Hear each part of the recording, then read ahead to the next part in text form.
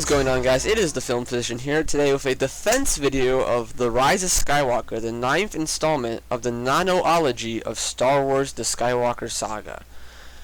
That's a mouthful, right? Episode 9 is a very controversial film because although critics hate it and give it like a 56%, on the other hand, audiences liked it and gave it an 86%. At least that's on Rotten Tomatoes. And then on other sites like Metacritic and IMDb, they gave it around like a 6 out of 10, which is like a passing grade. Like it was like, okay. And I don't blame them for that rating. And that's basically similar to my rating. I mean, I draw the same conclusions. You know, it's a film that, you know, has a lot of good in it and does enough things right to offset its bad things. But I don't like how people are just crapping on the film. Like, I see so many rant videos and people getting mad at the film and saying that's terrible and it's the worst Star Wars film of all time. It's not the worst Star Wars film of all time. It's not even that in the conversation. This film, for me, is on that spectrum of the mid-pack Star Wars films. For me, here's how it goes. The top 5 are Episodes 5, 4, 6, 7, and Rogue One. Probably in that order. Don't at me on that. Then, like, you have 3 of those mid films. They're like below an 80%, but they're not like below 60%. They're in that range. Those are like the good Star Wars films. They're just okay. They're okay. They're not the best Star Wars films. They're not like really great, but they're not terrible completely. They're just good Star Wars. They're just like okay Star Wars films. You know, they're not terrible. They have it where it counts. And for me, that's Rogue One, not Rogue One. That's Solo. That's Episode 3 and Episode 9. Then you have like the really bad Star Wars films that are like 50%ers or below, which is for me Attack of the Clones, Phantom Menace, and full-heartedly The Last Jedi. I hate The Last Jedi, and I can't express that in words in this video, but that's where I stand when it comes to Star Wars films. I stand, you know, That's my 3 tiers, if you will, of Star Wars films. And I don't think Episode 9 belongs in that bottom tier like a lot of you are putting it. I think it belongs in that middle tier of just, it's an okay Star Wars film. And today I'm going to be talking about 3 of the chief complaints people have about the film, combating them. I'll be making future videos on this movie because this movie's really long and there's a lot of complaints about it. And there's a lot of stuff I need to talk about and defending it and, you know, analyzing it. But today we're going to be going over 3 big things that these are what people's biggest argument is: the pacing, the prophecy of Anakin Skywalker, and the lack of originality and imagination. Those are our 3 big points. So without further ado, let's get straight into this. So the first chief complaint we're going to be tackling when concerning Episode 9 is the pacing. Now, on first viewing, I thought the pacing was jarring and quick, but as I now realize, you know, after rewatching Episode 8 and other Star Wars films, like Force Awakens and, you know, the original trilogy and the the prequel trilogy, you know, the fast pace, when it comes to Star Wars, a fast-paced film is better than a slow-paced film. Like, I feel like, for me, Episode 8, Episode 1, and Episode 2 are at the bottom of the list because they're just so boring. They're so slow and just, like so little is going on and so little, it's not, all the plots are so little importance to the overall story.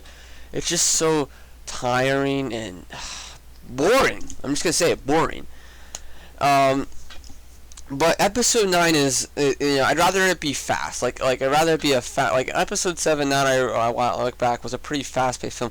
I'd rather have a briskly paced, fast Star Wars film where we're getting stuff done. You know what I mean?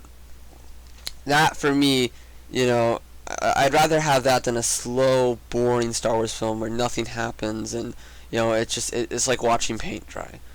I'd rather watch someone splatter paint quickly across the room and, you know, go wild than just someone slowly paint the room, only to paint 1/4 of the room. Yeah, it's a nice 1/4 of the room, but it's only 1/4 that you painted. It's just, anyway, metaphors aside. Yes, Rise of Skywalker exhibits very fast pacing and is sometimes jarring, but for the most part, I can and say that the fast pacing is because Episode 9 is really trying to fit a lot in, because Episode 8, the Last Jedi, just kind of didn't develop any of the previous plot lines that were integral to Episode 9 from Episode 7. For example, Rey's parents. Episode 8 pooped on the mystery of Rey's parents, and said that they were no one.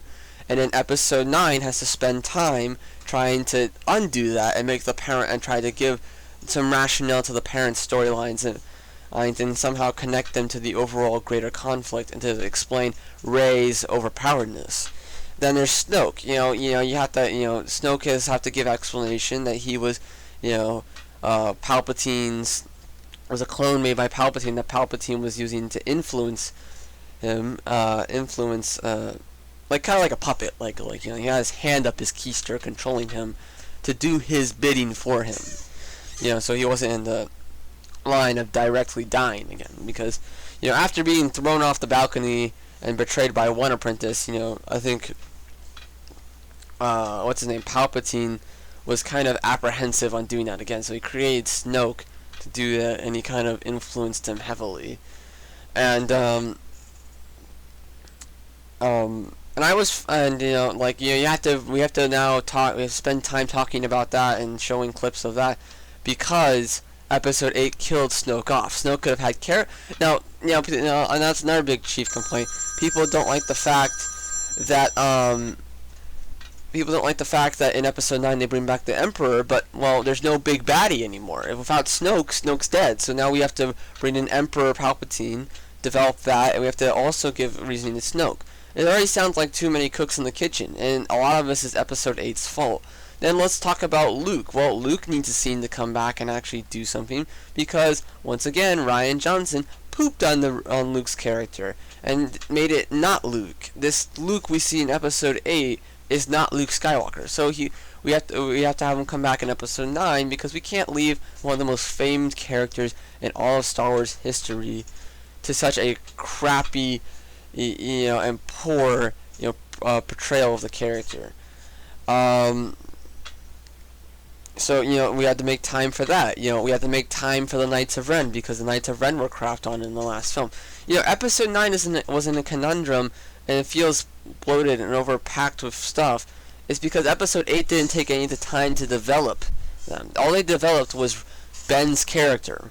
Ben Solo's character was the only thing developed. They didn't develop Rey, or what they did develop was very poor, and was not interesting enough for me to care. The only thing that Episode 8 really developed when it comes to the story is Ben, and that's it. Luke's character is just, I don't like his arc, and I don't really care for it. Yeah, sure, he has an arc, and maybe he comes back in Episode 9 to help, but I still don't like what they did with his character. I really only can see the big, only meaningful, development in Episode 8 was Ben's character, and I think that sums up like these three movies in general, is that just Ben is the only constant force that's always good, and other characters and plot lines could have also been constantly good, but Episode 8 had the crap on them. But no, back to Episode 9.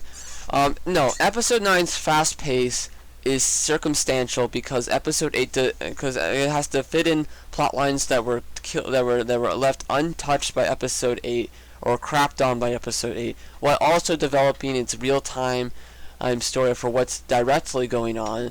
It just had a lot of stuff to do, because Episode 8, it had to make up for, it had to be 2 films worth of content into one, because Episode 8 didn't spend any time developing these very crucial plot lines, like Rey's parents, and Snoke, and the Knights of Ren, and the map. And yeah, you could say, well, yeah, they do cover it. What do you mean? But they don't cover it in a satisfying way, or in a way that is, it's good. And Episode 9 is trying to cover them in a way that is good, and that does make the fans happy. So yeah, the brisk pace is due to that. It's circumstantial because A, a fast Star Wars film is better than a slow one, and B, because Episode 8 just did a terrible job of not, getting stuff done when it came to the overall story. It just kind of pandered. But no, that's my argument for, my counter argument to the people who say, oh, it's too fast, it's briskly paced, and it's just like, no, it's circumstantial. It's not a big glaring, it's not a game breaking issue for me. It's not a cardinal sin because it's circumstantial. Other films, if like if it was a solo film and it had like it had a really fast a movie, if a solo movie had that fast a pacing, yeah, that's a deal breaker. But this is the fast pacedness of episode 9 is circumstantial, and then at the end it slows down. It slows down and calms itself down because it actually takes time to be a little slower because it had to rush because it did such a good job at taking care of the developing the plots and plot lines and subplots from other films and in a satisfying way. But no, that's my defense. If you think the pacing is fast, just watch the movie a couple more times. You'll eventually, the pacing won't be as bad for you, and you also got to remember that it's circumstantial. The second chief complaint I hear about is they say that Star Wars: The Rise of Skywalker has a frustrating lack of creativity. I don't get that because I feel like Episode 9 is extremely creative. I feel like the Hidden Sith world is extremely creative idea, something you wouldn't expect Star Wars to go, but they still did it. I feel like the film takes risk by bringing Palpatine back and going deeper into the morals of the Sith. You know what I mean? And Sith temples and the hidden world of Exegol. I thought that was amazing. How they went back and they had the Wayfinders and they had like a treasure hunt to find the Wayfinder, but I kind of like that, like the whole, like people say, well, it's too much like Episode 7 and Rogue One because it's like, oh, we gotta go get a map back to the rebellion, and it's like, well, no, it's more their search for the map. The story isn't them trying to get the Wayfinder to the Resistance, it's them trying to just find the Wayfinder in general. And you got that cool things with the dagger. I think it's pretty cool. People say it's just it doesn't have creativity. The whole thing with the knife I thought was extremely creative. The dreams that Rey and Kylo both have, where Kylo sees Han Solo and Rey sees herself turning to the dark side. They both go. You can kind of see how both of these characters are both having temptations from both sides to switch. Kylo is having temptations from the light that his mother has forgiven him, and his father, he's having memories of his father, and how it's scarring and haunting him, and how he wants to turn back to the good side, and he feels like like Vader, it's too late. But at the end of Episode 9, he does see that's not too late. He still goes and does help Rey defeat the Emperor, and does show up and does turn to the good side, and then saves Rey at the end. I honestly thought that was amazing, and his character arc coming full circle. Well, like I said, Adam Driver as Kylo Ren is the one constant to these films. I feel like how it's lacking, how Star Wars Episode 9 is lacking creativity and originality. It's got a lot of creativity and originality. What's her name? Leia's lightsaber. I didn't expect that at all. We'd always fantasized about Leia's white lightsaber. We never had seen it before, and we actually got to see that thing become a reality. We had always, we never had seen Force powers that were based on Force healing. We'd never seen that Force regeneration. We'd never seen Palpatine's plan to, actually use the Force to maintain life and himself, and it was very interesting. The Wayfinders were something we had never seen before. That one guy Ochi and his ship, and Rey's backstory with her parents choosing to be nobody. I thought it was very original. I felt like Episode 9 was that departure from Episode 7 of being much different in design, while still keeping the merits of what we care about with Episode 7 and the original trilogy storylines. Like with Han Solo, for example. Han Solo in Episodes 4, 5, 6, 7, and 9 are all handled wonderfully. And and episode 9 exhibits a lot of that. I don't get the complaint saying that episode 9 suffers from a frustrating lack of imagination and originality.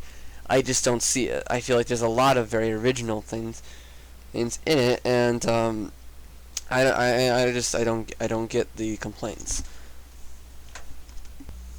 Another complaint I commonly see brought up about Rise of Skywalker is how episode 9, apparently, according to some people, destroys the prophecy of Anakin Skywalker bringing balance to the Force. Now, really think about that. They say this is a problem. Now, let me take you back right after the third Star Wars film that came out, and like I after a couple of years, the prequels started to gain really a lot of hate. I remember a lot of people saying, I think one of the chief complaints, I'm saying chief complaints a lot, of the prequels was the prophecy. Because we never had heard it in the original trilogy and never been spoken before. The prophecy wasn't brought up until episode 1, 2, and 3. I thought like the prophecy and that whole Chosen One business was one of the things fans hated the most and thought was the dumbest. And I mean, we had retconned Metachlorians. I think we had retconned that too. If Anakin was the chosen one to bring balance to the Force, then in episodes 7, 8, and 9 would talk about them. But it's obvious when they made episode 7, J.J. Abrams made it very clear that they're retconning some of the stuff, the dumb stuff from the prequels, like Metachlorians and the Chosen One. And I don't know, and you'd probably say, well, if you like the whole prophecy and Chosen One thing, Anakin did bring balance to the Force. He killed the Emperor and he stopped his reign of terror, and the galaxy exhibited in many years of peace and solidarity. But then you can't, and then people say, hey, but no, he didn't because the Emperor just is brought back. Well, that was going to be a side effect of these new films in general. If you think that having episode 9 ruins the prophecy by having it ruins the prophecy, you could just say the existence of 7, 8, and 9 in general undoes that prophecy.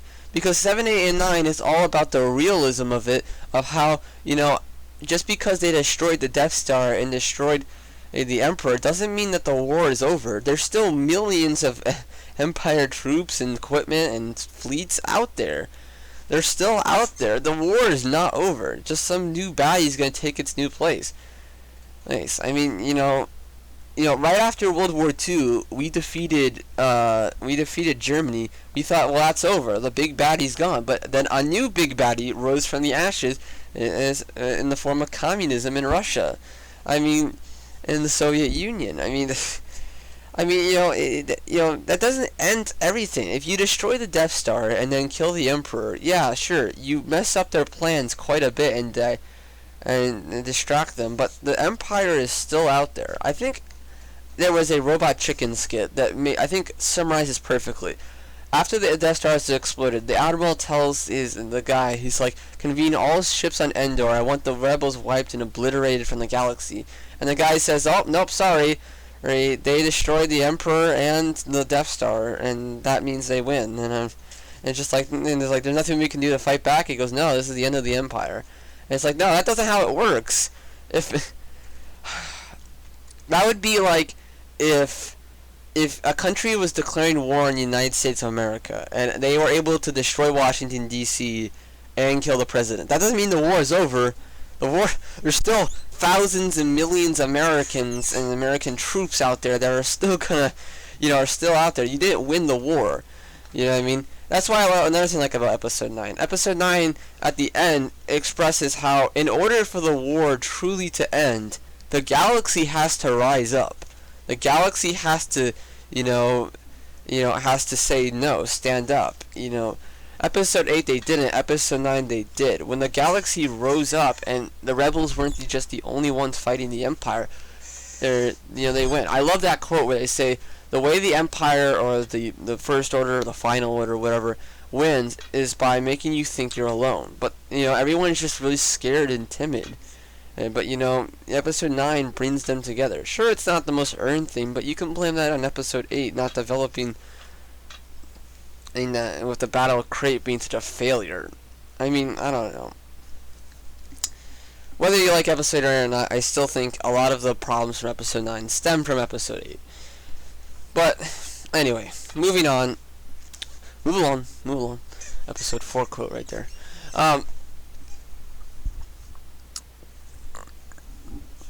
So that's all I'm going to say. I'm going to say on that subject. If you want to say the prophecy was dumb to begin with, and we had already retconned it in episode 7, basically, if that's one of your chief complaints, it shouldn't be. Because you should have the existence of 7, 8, and 9 in general ruined that. That's not an episode 9 exclusive. That's just Disney's fault in general for deciding to make 7, 8, and 9, and for you approving it. Okay? I don't want to hear it, because regardless if you what you think, if you liked or hated episode 9, if you hate it, it's a good chance you liked episode 7 or 8, because all films are radically different, and you're bound to like one of them. So you could just blame all the films, and your film is responsible in general for the prophecy being destroyed of Anakin Skywalker, and the prophecy had already been retconned. So I don't want to hear it. Okay, I'm done with people saying that this movie destroys Anakin Skywalker's sacrifice. No, it doesn't. So yeah, those are the three big points I heard people complaining about. There was also a bunch of little things that people complained about, like the Final Order being able to be created with like a bunch of Death Star caliber weapons and stuff like that, and and like Rey and Ben's kiss. And I understand, yeah, some of the film star parts of the film are genuinely bad. And, but, I feel like a lot of those things, if you just edit the film, you can actually, fix it. And I think one guy, you'd be surprised, could actually do it. Topher Grace. Yeah, the guy who played Venom in Spider-Man 3 and played on that 70s show, he actually made a special edition edit for the prequels that actually got a lot of praise. And I feel like that would work even better for episode 9. I feel like if you just edit out some of the dumb parts, like maybe have Ben survive in the end and not have them kiss, or at least if you're gonna have Ben die, don't have them kiss. Yes, and just edit. If you edit out the part where you just say that the Final Order has fleet destroying weapons on it, and just say that the Final Order is just like a big collection, a ginormous fleet meant to control the galaxy. I think that would have been, good enough for me, watching the film. No, yeah, if you edit out some things, this film is actually, I think, up there as one of the best Star Wars films. But, no, yeah, it's got problems, which keeps it from greatness in that epic top 5. But it's a good film. It's an okay film. I'd probably, if I had to rate it right now, I'd say personally I give it like a 79, like a 3 out of 5 stars. And then if I had to critically rate it, I'd rate it like a 68%, maybe 69%, or maybe 71 at the highest, 69 at the lowest. I still have, my opinion on this movie is going to fluctuate back and forth. But no, it's not that bad of a film. It's better than most of the prequels. It's on an equitable level for me with Episode 3. Episode 3 and Episode 9 are both unappreciated Star Wars films that are actually pretty good when you look at them. They're not perfect, but they're up there with like Solo. Like, there is greatness to them. And I think people are starting to realize that with Episode 3 as their ranking has gone up. And some people even argue Episode 3 against Episode 6. And there's actually some really compelling arguments. So I don't say it's that far out there, but like I said, Episode 9 is not that bad of a film. If you have, if you want to leave in the comment section below any more big issues you have with the film, please tell me. I'm probably going to make more videos defending The Rise of Skywalkers, because there's a lot of complaints and a lot of things I could talk about. But, this video is already going on long enough. So please like and subscribe if you liked the video. If you didn't like the video, please leave me a constructive comment telling me what you thought, what points you didn't like that I made. And if you liked Episode 8, I'm sorry that I crapped on your film, but I just don't like Episode 8. Alright, that's all from me. That's been the Film Physician. and peace.